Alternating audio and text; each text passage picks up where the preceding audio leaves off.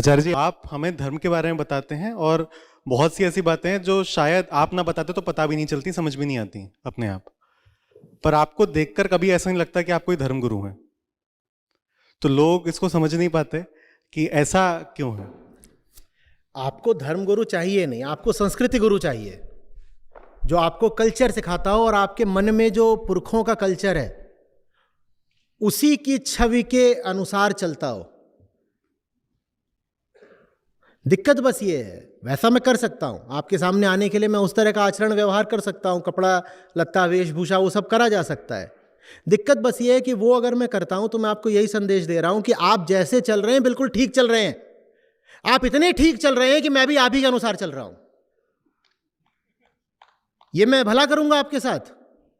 अगर मैं वैसा ही आचरण करने लगूं जैसी आप मुझसे उम्मीद करते हैं तो मैंने आपको क्या संदेश दे दिया कि आप जैसा चाह रहे हैं, जैसा चल रहे हैं और आप जैसी इच्छाएं रख रहे हैं वो बिल्कुल ठीक है। देखिए, मैं भी तो आपकी इच्छाओं का सम्मान करते हुए आपकी इच्छाओं के अनुरूप ही आचरण कर रहा हूं।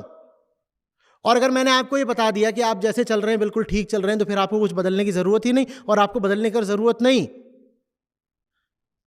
तो गई ना इतनी देर में 5 और चिड़िया। अब मैं उस पक्षी को सोचूं या आपकी जो पुरखों की विरासत है उसका सम्मान करूं? और आपने तो उस विरासत को बस पकड़ लिया है बिना जाने, बिना सोचे, बिना उसको समझे कि वो चीज क्या है। मोह की बात है ना भाई। मेरे पिताजी ऐसी बात करते थे तो मैं उसको गलत कैसे मान लूं? मेरे पिताजी हैं ना। ऐसा भी नहीं कि पिताजी से कोई बहुत प्यार है। मेरे पिताजी, अहंकार। मात्र पिताजी होते तो कोई बात नहीं, हर कोई किसी न किसी का पिताजी होता है।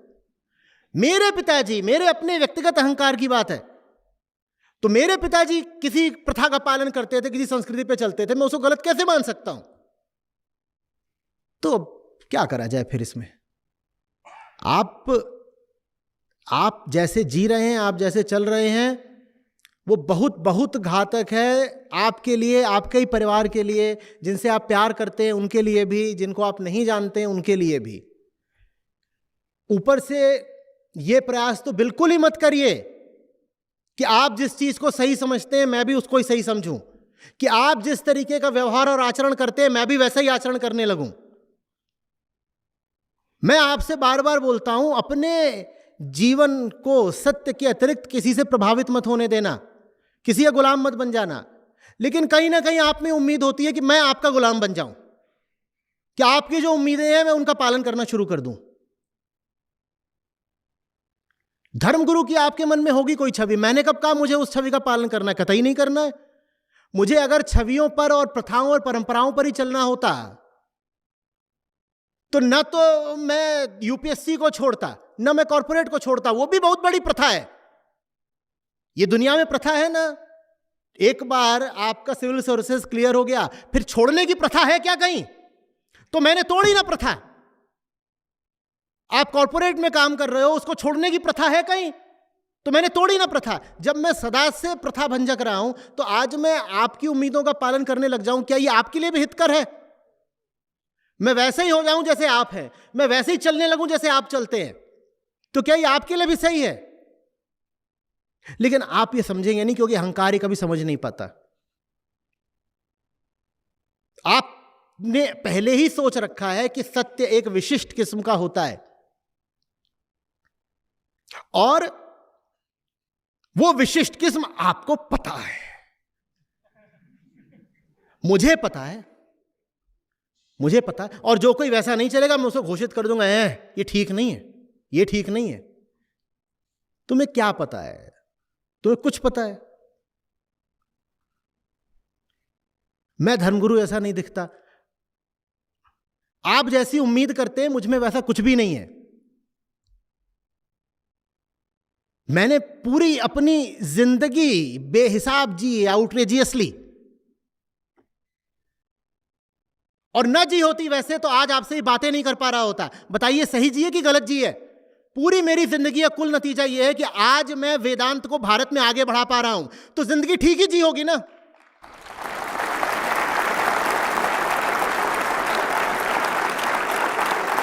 मेरी जिंदगी की 2-4 झलकें मिल जाती हैं तो छाती पीटना और रोना शुरू करते हो। मैं कहता हूं मेरी पूरी जिंदगी अगर किसी दिन खुल गई तुम्हारे सामने तो आत्महत्या ही कर लोगे। तो मुझसे कोई उम्मीद रखना भी मत। और मेरा उपकार मानना कि मैंने जिंदगी एक आम आदमी की तरह बिल्कुल नहीं जी है। न मैंने किसी प्रथा को सम्मान दिया, न परंपरा को, न संस्कृति को। मैंने राम को और कृष्ण को सम्मान दिया और मैंने वेदांत को पूजा है। अब ये इतिहास बताएगा कि सही किया है कि गलत किया है, लेकिन आम आदमी और लोक संस्कृति को लेकर मेरे मन में कोई सम्मान नहीं है। आम आदमी जैसा है अगर वैसा ही रह गया तो उसकी वेदना, उसकी यातना, उसके बंधन, उसके कष्ट भी वैसे ही रह गए। मैं इतनी देर से बात करे जा रहा हूं कि गई चिड़िया, गई चिड़िया, गई चिड़िया। तुम्हें क्या लगता है मेरे मन में यदि चिड़िया के लिए करुणा है तो आम आदमी के लिए नहीं है? पर ऐसा नहीं हूं कि गाता फिरूं और बार बार बोलूं कि प्यार है तुमसे, प्यार है तुमसे। अंधे हैं क्या लोग कि उन्हें समझ में नहीं आता कि जो आदमी पशु पक्षियों के लिए इतना व्यथित है वो इंसान के लिए कितना सोचता होगा। लेकिन ये इंसान जैसा है वैसा ही बना रहना चाहता है। इतना ही नहीं, ये मुझे भी अपने जैसा बनाना चाहता है। मैं मर जाऊंगा, तुम्हारे जैसा बनना कबूल नहीं करूंगा। तुम्हारे ही जैसा बनना होता तो मैं उसी राह चल रहा होता जिस राह सब चल रहे हैं। 15 वर्ष का था तब से वो राह मैंने छोड़ दी। दिखाई नहीं पड़ रहा है कि आप क्या सोच रहे हो कि आपके घर में जिस तरह का माहौल रहता है, जिस तरह से लड़के बच्चे रहते हैं, उसी तरीके से तो मैं भी था। और एक दिन ऐसे चलते चलते यहां पर आकर के बैठ गया हूं और मैंने ऐसे बोलना शुरू कर दिया गीता। अगर मैंने वैसे ही बोलना शुरू कर दिया होता गीता, तो फिर मुझे क्यों लिख करके भेजते हो कि आचार्य जी 30 साल से गीता पढ़ रहा था पर गीता का जो अर्थ आपने बताया वो पहले कभी नहीं सुना। अगर मैं गीता का वो अर्थ बता रहा हूं जो आपने पहले कभी नहीं सुना तो निश्चित रूप से मैं जिंदगी भी वैसी जी रहा हूंगा जैसी आपने पहले कभी नहीं देखी। आपको ये बात पता नहीं है, समझ में नहीं आती है। आप क्या सोच रहे हो मैं यहां से वापस जाकर के बिल्कुल वही सब करना शुरू कर दूंगा जो आपने घरों में करते हो? बिल्कुल भी नहीं। मेरी बहुत बहुत अलग जिंदगी है और मैं बहुत अनुग्रहित हूं कि मेरी जिंदगी आम आदमी की जिंदगी से बहुत अलग है। मेरे बहुत पास आ जाना, मेरे बहुत प्यारे हो जाना तो जान जाओगे कि मेरी जिंदगी क्या है और कैसी है। दूर बैठकर मेरी जिंदगी को जज करने की कोशिश कभी मत करना, क्योंकि अगर मेरी जिंदगी को दूर बैठकर जज करोगे तो सिर्फ एक शब्द बार बार सुनाई देगा, run run and run away. जिसे मुझसे दूर जाना हो मुझे जज कर ले। और जब दूर जाने की बहुत ख्वाहिश होगी ना, तब तुम्हें बहुत इच्छा उठेगी कि मेरी जिंदगी में ऐसे ऐसे घुसपैठ करके देखो और पूछो अच्छा ये क्या, अच्छा ये क्या, अच्छा ये क्या। तुम्हें क्या पता है? क्या तुम्हें अपनी जिंदगी कुछ पता है? मेरी जिंदगी का क्या पता चल जाएगा? तुमको क्या पता चल जाएगा? लेकिन तुम्हें कारण पर्याप्त मिल जाएगा, बहाने पूरे मिल जाएंगे मुझसे दूर जाने के। तो मैं धर्मगुरु जैसा नहीं दिखता। मैं कह रहा हूं कि जिसको तुम धर्म बोलते हो धर्म होता है। मैं कह रहा हूं जिनको तुम गुरु बोलते हो गुरु होते हैं। जब न धर्म धर्म है, ना गुरु गुरु है, तो मैं धर्मगुरु कहां से हो गया? नहीं हूं धर्मगुरु। अगर मैं धर्मगुरु बन गया आपके लिए घातक हो जाऊंगा। आप चाहते हो मैं धर्मगुरु बनूं? आप चाहते हो मैं यहां पर सफेद या गेरुआ या कोई और धार्मिक रंग पहनकर बैठ जाऊं? मैं आपके सामने आज के समय की एक काली स्वेटशर्ट पहनकर बैठा हुआ हूं। आपत्ति है? ऐसे ही हूं, टेक इट और लीव इट।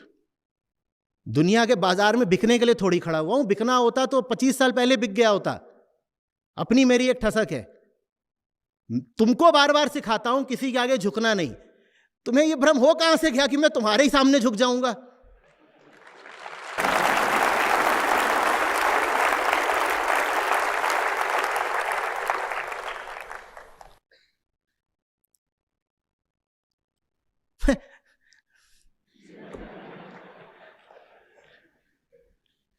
ये बैठे हुए हैं आईआईटी दिल्ली एलुमनाई एसोसिएशन के सेक्रेटरी।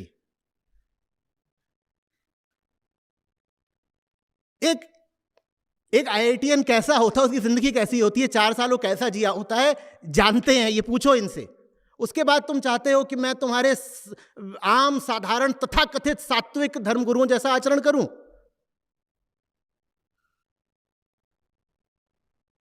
किस दुनिया में जी रहे हो? क्या चाहते हो?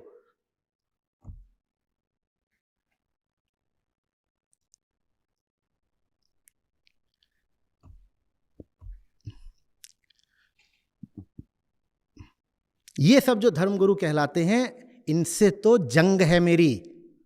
पागल, मुझे इनके जैसा थोड़ी बनना है। और मेरे जीवन भर मुझे सबसे ज़्यादा कष्ट यही देने वाले हैं। मुझे होगा नहीं कष्ट, वो अलग बात, पर अपनी ओर से ये पूरी कोशिश करने वाले हैं कि गोली मार दो, तीर मार दो, पटाखा चला दो, बंद चला दो, जो करना चाहे कर ले, पर ये मुझे माफ़ करें, मुझे इन्हें निराश करना होगा। आप जो कुछ भी करेंगे वो मेरे ऊपर व्यर्थ जाएगा। आप मुझे मार भी देंगे तो भी झुकने वाला तो मैं नहीं, क्योंकि मेरी लड़ाई मेरे लिए नहीं है ना बाबा। हाँ, परमार्थ के कारणे मोहे ना आवे लाज। अपने लिए कुछ होता तो एक बार क्या भी देते कि छोड़ो, कौन इतना झगड़े रगड़े में पड़े, हटो। पर यहाँ बात अपने लिए नहीं है। इतनी देर में बेचारा एक पक्षी और चला गया, बात उसके लिए है, उसके लिए खड़ा हूं। और क्या करूं, मन है मेरा ऐसा। बचपन में मेरी नानी तुलसी का ऐसे एक ऐसे छोटा सा चबूतरा बना रखा था, उसमें तुलसी लगी हुई थी। वहीं पर उन्होंने एक छोटा सा शिवलिंग स्थापित कर रखा था। उस पर डालने के लिए घर की क्यारी से गेंदे के फूल तोड़ती थी। मुश्किल से 4-5 साल का रहूंगा, मैं इतना लड़ा उनसे, इतना लड़ा। मैंने कहा गेंदे के फूल जिंदा हैं, मत चढ़ाओ वहां पर। शिव पत्थर नहीं होते, शिव कुछ और होते होंगे ना। अभी तो आप जिंदा फूलों को पत्थर पे चढ़ा रहे हो, मत चढ़ाओ फूलों को। मैं फूलों के लिए अपनी नानी से लड़ सकता था, मैं जिंदा लोगों को खत्म हो जाने दूंगा क्या? जो धर्म के नाम पर चल रहा है, इसी से असली जंग है। और मुझ पर बड़े से बड़ा वार भी यही कर रहे हैं और यही करेंगे। कभी कोई मेरे विरुद्ध खड़ा हो, तुम देख लेना, सोशल मीडिया पे कोई कुछ कर रहा हो, वहाँ देख लेना, निश्चित रूप से उसके ट्विटर हैंडल पर या कहीं ना कहीं सनातनी लिखा होगा, या हिंदू लिखा होगा, या बम बम भोले लिखा होगा, कुछ ना कुछ ऐसा लिखा होगा जो राइट विंग का द्योतक होगा। यही सब हैं जिन्हें मुझसे बहुत समस्या होती है। ये इन्हें बहुत बाद में समझ में आएगा कि मैं उन्हीं के हित के लिए लड़ रहा हूं। ये ऐसी सी बात है कि जैसे कोई छोटा बच्चा हो, वो आग से खेल रहा हो, तुम उसे आग से बचाने जाओ, वो तुम्हारी कलाई में अपने दांत गड़ा दे। ये मेरी कलाई में दांत गड़ा रहे हैं, इनको नहीं पता कि मैं इन्हीं के हित की रक्षा के लिए तत्पर हूं। इन्हें नहीं पता है। एक बार कहा था ना मैंने, तुम लोगों ने पोस्टर भी बनाए थे कि तुम्हें बचाने के लिए, तुम्हें आग से बचाने के लिए मुझे आग से नहीं तुमसे लड़ना पड़ता है। तुम्हें आग से बचाने के लिए मुझे आग से नहीं लड़ना पड़ता, मुझे तुमसे लड़ना पड़ता है। ये तो हमारी हालत है। आपको जो बचाने आता है, आप उसी के सबसे बड़े दुश्मन हो जाते हो। तो धर्मगुरु जैसा आचरण नहीं करते, ये दुश्मनी की एक वजह निकाल सकते हो, बिल्कुल निकाल सकते हो, लेकिन तुम कोई वजह निकालते रहो। मुझे जो करना है, मैं जिंदा हूं जब तक मैं करूंगा, उसके अलावा कोई तरीका नहीं है जीने का। उसी को निष्कामता कहते हैं, वही निर्विकल्पता की बात है। आ रही बात समझ में?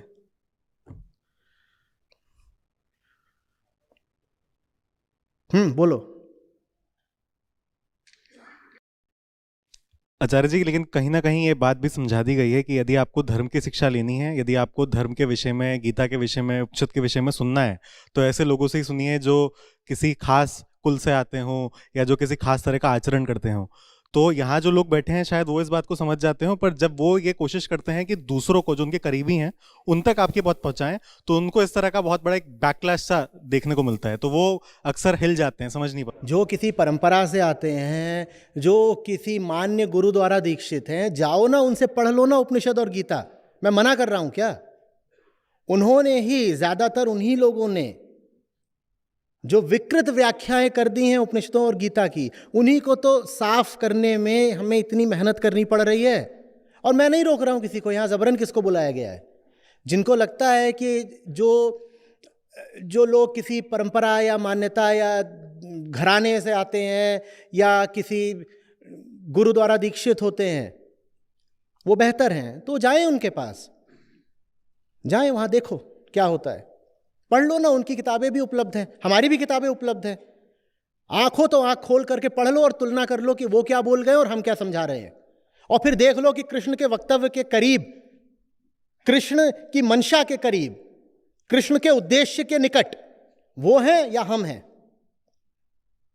कृष्ण अपनी ओर से गीता दे गए और उस गीता के इतने उल जलूल अर्थ करके लोगों ने रख दिए, और वो अपने आप को बोलते हैं कि साहब हम तो फलानी परंपरा से आते हैं, फलाने यहाँ से आते हैं, फलाने मठ से हैं, स्वामी हैं, गुरु हैं, आचार्य हैं। वो अपने आप को ये सब बोलते हैं। जो भी तुम अपने आप को बोलते होगे, मुझे दिखाओ ना गीता का क्या अर्थ करा है तुमने। और एक अर्थ हमने भी करा है, और मैं तो निष्पक्ष सबको कह रहा हूं कि दोनों को आमने सामने रख करके देख लो कि तुम्हारे मन को चैन और बोध किससे मिलता है। और मुझे कुछ नहीं, अगर मुझे ये दिखाई देगा कि मुझे कहीं सीखने को मिल रहा है, कोई मुझसे बेहतर बात कर रहा है, तो मैं तो ज़रूर सीखूंगा। मैं तो छात्र रहा हूं जीवन में, और छात्र भी उत्कृष्ट कोटि का रहा हूं। ऐसा नहीं कि यूं ही पहले कुर्सी पर आकर बैठ गया। दशकों तक मैं वहां बैठा हूं और बैठ करके सीखा है मैंने, और सीखने की प्रवृत्ति है मुझ में। मुझे अगर कोई मिल गया जो गीता का ज्यादा साफ अर्थ कर रहा है, मेरे लिए तो अहोभाव है, मैं तर जाऊंगा, मैं तो और उसके सामने झुककर उसी से सीख लूंगा। पर ऐसा कोई दिखे तो, ऐसा कोई अगर होता तो मुझे आज ये करने की जरूरत नहीं पड़ती ना। अगर कोई वास्तव में आज ऐसा मौजूद होता जो अध्यात्म के क्षेत्र में उत्कृष्ट काम ही कर रहा होता, तो मैं जा करके उसके साथ जुड़ गया होता। मेरा इतना बड़ा अहंकार नहीं है कि मुझे अलग ही चलना है। कोई आज इस लायक होता कि ऊंचा काम कर रहा है, जाओ उसके साथ जुड़ जाओ, मैं साथ उसके जुड़ जाता, साथ के जुड़ जाता, मैं सेवा कर देता उसकी। पर ऐसा कोई नहीं दिखा मुझे, और बहुत निष्पक्ष होकर के मैंने तलाशा है।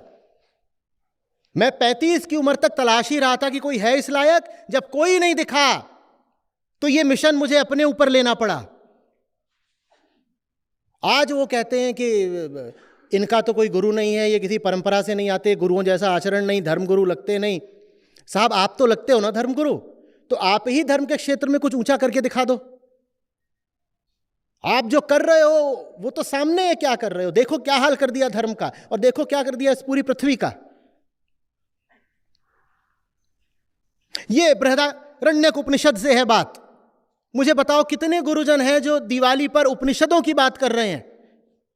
वहां दिवाली पर क्या चल रहा होता है? जाओ, सांस्कृतिक कार्यक्रम चल रहा है, मिठाइयां बंट रही हैं, लड्डू चल रहे हैं, और वो सब के सब कोई दूध, मेवा, घी, ये सब चल रहा है वहां पर। ये हो रहा है दिवाली के। दिवाली पर राम की बात कौन कर रहा है, बता दो।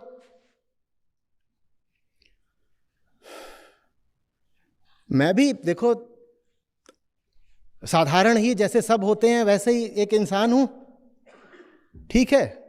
आईआईटी की पढ़ाई करी है, आईआईएम गया था, सिविल सर्वेंट, ये सब कोई संन्यास लेने के लिए तो करता नहीं है। मेरे लिए बहुत आसान होता कि जैसे एक आम आदमी का रास्ता होता उस पर चला जाता, और मेरे लिए वो रास्ता पूरी तरह खुला हुआ भी था, खुला हुआ था ना। किसी का ये 3 आई कहलाते हैं भारत के, किसी को एक मिल जाए तो कहता है वाह वाह वाह, वो जीवन भर के लिए तर जाता है। आईआईटी, आईआईएम और इंडियन सिविल सर्विसेज, मुझे ये तीनों खुल गए थे। तीनों मैंने अपने लिए खोले। इसका मतलब तो स्पष्ट है कि उन रास्तों में कुछ रुचि तो मुझे भी रही होगी। मेरे लिए भी बहुत आसान था, मैं उधर कोई चल देता। मुझे उधर जाने में लोभ भी दिख ही रहा होगा,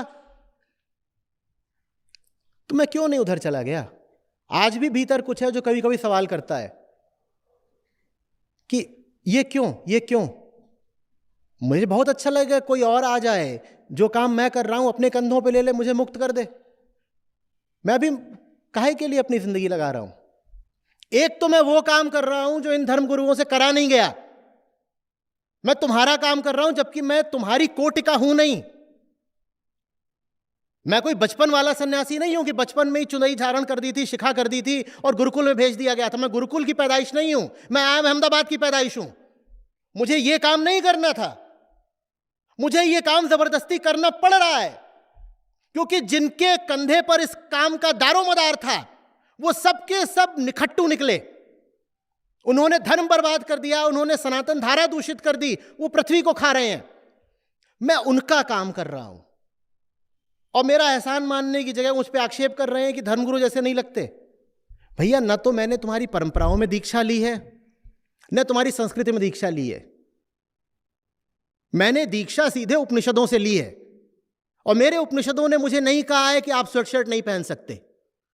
जब भी तुम मुझे किसी चीज पे जज करो, यह पूछ लेना कि क्या उपनिषदों ने उस बात को वर्जित करा है। अगर नहीं करा तो मैं नहीं वर्जित मानता। स्वेटशर्ट नहीं वर्जित है, मैं पहनूंगा। क्या समस्या आ गई? लेकिन कम से कम आप लोग यहां बैठे हैं, इतनी कृपा करें कि मुझे किसी सांस्कृतिक लेंस से ना देखा करें। मैं फिर से साफ कह रहा हूं, किसी तरीके के कल्चरल पैटर्न को आगे बढ़ाने की जिम्मेदारी मैंने नहीं ले रखी है। तो मैं उसे तोड़ता नजर आऊं तो कृपया न तो ताज्जुब माने ना आक्षेप करें। मैंने एक काम की अपने ऊपर जिम्मेदारी ली है। क्या? मुझे ये पृथ्वी जितना हो सके बचाने के लिए संघर्ष करना है। मैं क्लाइमेट चेंज एक्टिविस्ट हूं, मैं वीगन एक्टिविस्ट हूं, मैं एनवायरनमेंट एक्टिविस्ट हूं, और मुझे वेदांत को घर घर पहुंचाना है, घर घर उपनिषद।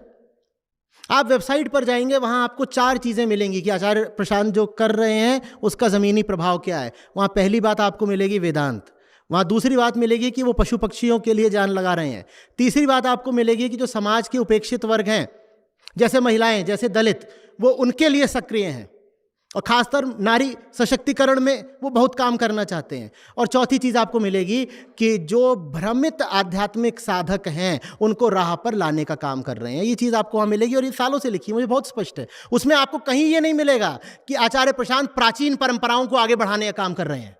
क्या मैंने ऐसा लिखा? मैंने कभी भी बोला मैं प्राचीन परंपराओं को आगे बढ़ाने का काम कर रहा हूं कि मैं आचरण पुरानी परंपराओं के अनुसार करूंगा? मैंने 4 चीजें बोली हैं, वो 4 काम मुझे करने हैं। पर्यावरण, वीगनिज्म, ये आपस में गुथे हुए हैं।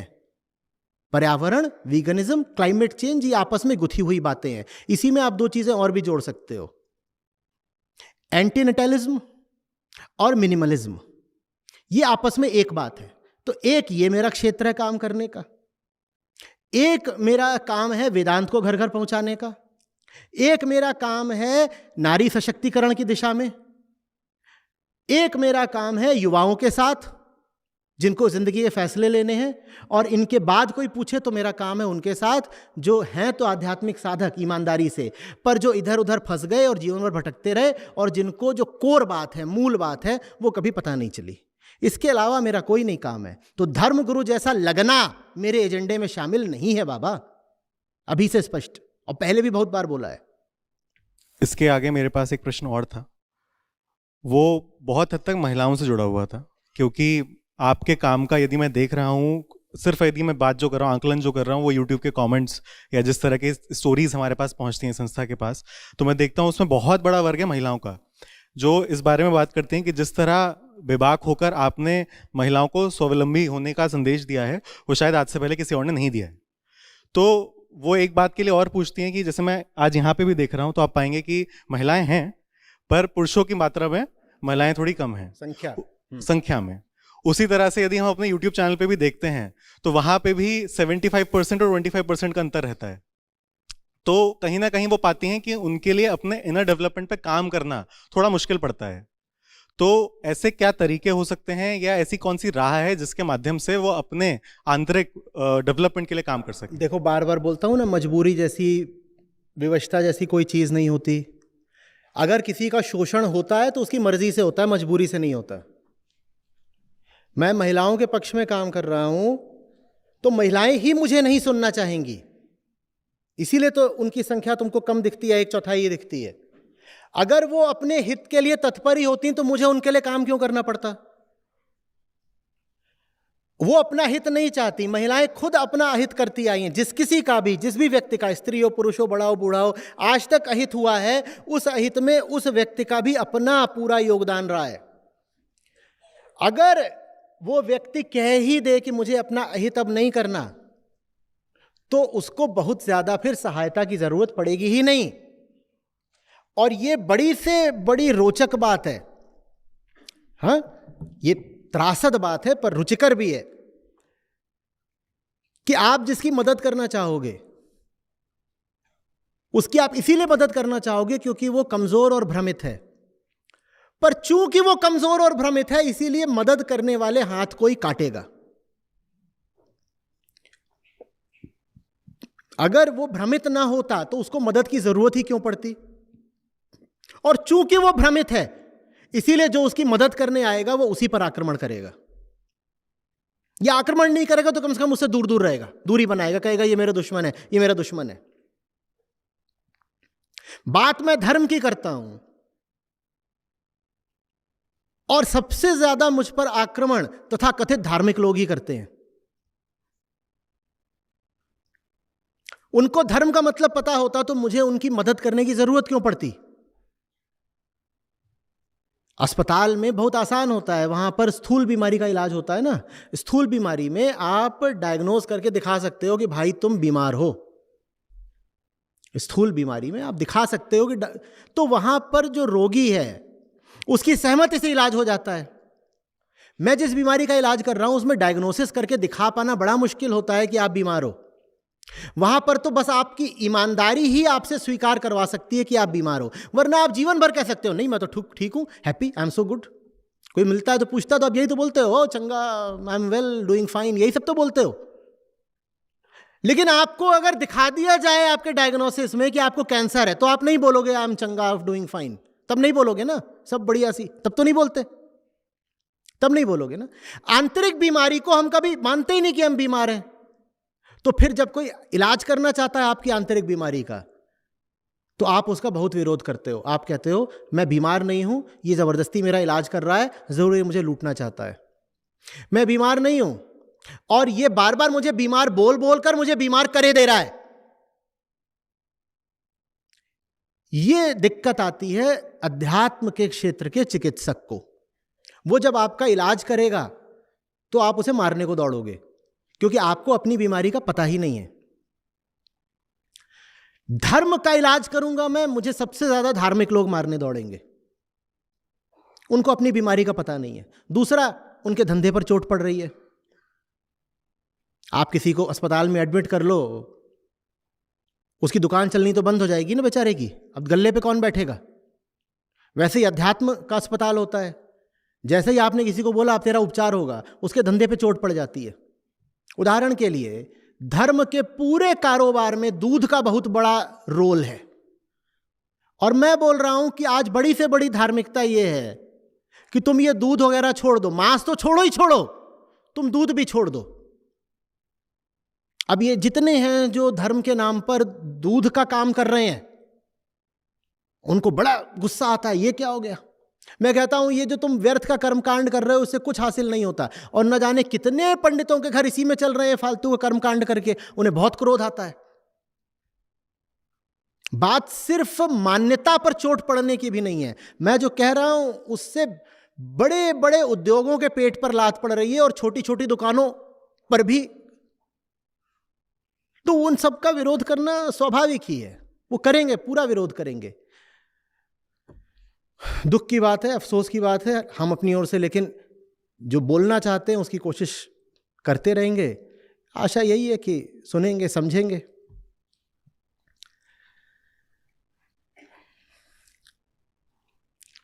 और क्या कह रहे हैं लोग। एक प्रश्न था जो काफी लोग पूछ रहे थे कि दीपावली का तमसोमा ज्योतिर्गमया से क्या संबंध है। समझ में आता है कि अंधेरे से प्रकाश की ओर जाना है, पर युद्धस्व से क्या मतलब है। वो भी लिखा हुआ है पीछे। अच्छा, सारी बात ही भिड़ जाने की है ना, यही तो समस्या है मेरे साथ।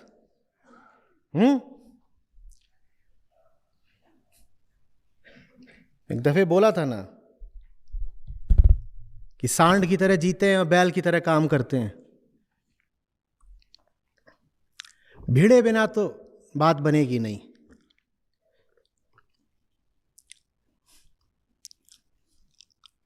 जब एक पक्ष इतना हावी हो कि सब कुछ उसी के हाथ में हो, संस्कृति उसी के हाथ में है, धन उसी के हाथ में है, सत्ता उसी के हाथ में है, इतिहास की धारा ही उसी के हाथ में है, जो हिस्टोरिकल नैरेटिव है, इतिहास कैसे लिखा जाएगा और बच्चों को कैसे बताया जाएगा, ये भी उसी के हाथ में है। एक पक्ष जब इतना हावी हो तो हम क्या करें। जो स्थिति चल रही है उसको चलने दें। इसको जो अभी आज की स्थिति होती है, वर्तमान स्थिति, उसको बोलते हैं स्टेटस को। अभी जो स्थिति है वो ये है कि आप बुरी तरह हार रहे हो, जब आप बुरी तरह हार रहे होते हो तब भिड़ जाने के अतिरिक्त चारा क्या होता है?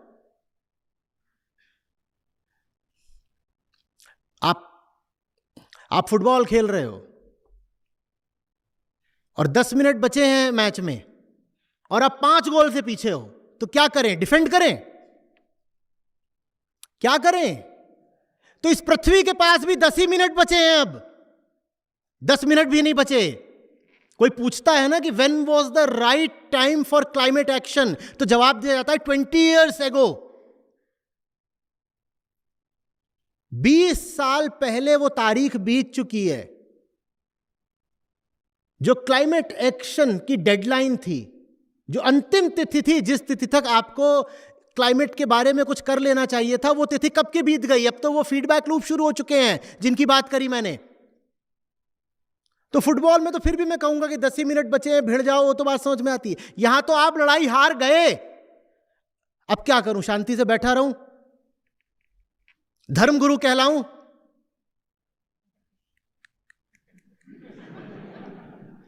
ये करूं? तो इसलिए संस्था में ये जो शब्द है इसका बड़ा महत्व है। बोधस्थल के सामने भी ये लोग कह रहे हैं यही लिखवाना है। अरे बोधस्थल अच्छा नाम है, लिखा रहने दो, पीछे पड़े नहीं ये लिखेंगे। मैं कह रहा हूं कोई चिट्ठी पत्री नहीं आएगी, वो इस एड्रेस पर कोई आता है? कुरियर वाले भी नहीं लाएंगे, वहां लिखोगे युद्धस्व। अब देखते हैं कि कौन जीतता है। अब ये भिड़ रहे हैं मुझसे। युद्धस्व, युद्धस्व कहां से आ रहा है?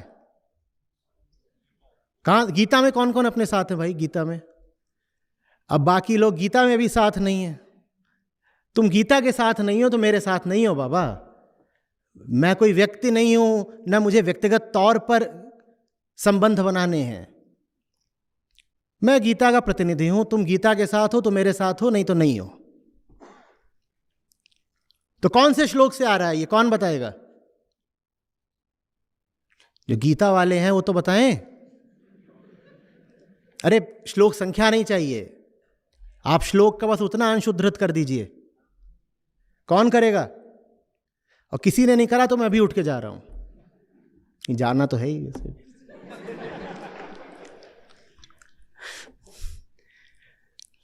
वो देखो चालाकी, वो फोन में देख रहे हैं। चलो तुम फोन में देख के ही बता दो। हाँ बिल्कुल है। अब चौथे अध्याय में है तो चौथे से आगे का तो नहीं होगा अभी। हाँ बोलो। संस्कृत बोलो तुम अभी। अच्छा मैंने श्लोक उद्धृत करने को कहा है ना। निराशी निर्ममो युध्यस्व विगत ज्वर। विगत ज्वर हो जाओ, माने जितनी उत्तेजनाएं भीतर उठती रहती है ना, ये पालू वो पालू, इसी की तो उत्तेजना रहती है। ज्वर माने ताप, ज्वर माने बुखार, ताप, उत्तेजना से जो गर्म हो जाना। ये जिन बातों को लेकर गर्म हो जाते हो जरा ठंडे हो जाओ। विगत ज्वर, विगत माने जो ज्वर से आगे निकल गया, जो ताप से उत्तेजना से आगे निकल गया, ऐसे हो जाओ। आशा मत रखो, निष्काम हो जाओ। आशा रखो ही मत कि इस लड़ाई को जीत सकते हो। निर्मम हो जाओ, मोह ममता मत रखो वरना त्याग नहीं पाओगे। और ये लड़ाई इसी बात की है कि जो व्यर्थ का है उसको त्यागना है। निराश हो जाओ, निर्मम हो जाओ, विगत ज्वर हो जाओ और बस लड़ो युद्धस्व। यही अर्जुन को कृष्ण ने कहा, बस लड़ो। इस लड़ाई में तुम्हें कुछ मिलने वाला नहीं है अर्जुन, लेकिन फिर भी लड़े बिना जी नहीं पाओगे। बस लड़ो, अपने लिए नहीं लड़ रहे हो, लड़ो। आशा मत रखना कि तुम जीत भी गए तो कुछ पाओगे, लेकिन लड़ो, निराश होकर लड़ो। निराश माने ये नहीं कि डिमोटिवेटेड, निराश माने आशातीत चले गए। आशा की खातिर नहीं लड़ रहे।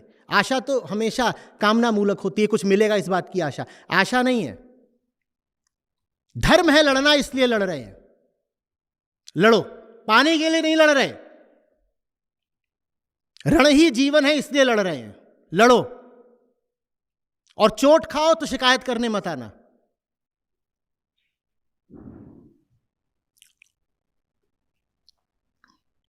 लड़ो।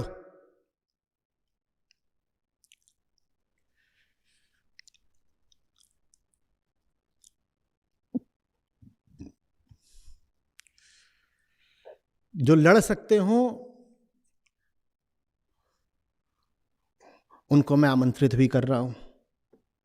लड़ाकों की बहुत जरूरत है मुझे। जिगर रखते हो लड़ पाने का, सबसे पहले अपने ही खिलाफ, फिर संसार के खिलाफ, तो साथ आ जाना। नहीं तो हम अकेले भी काफी हैं, कोई समस्या नहीं।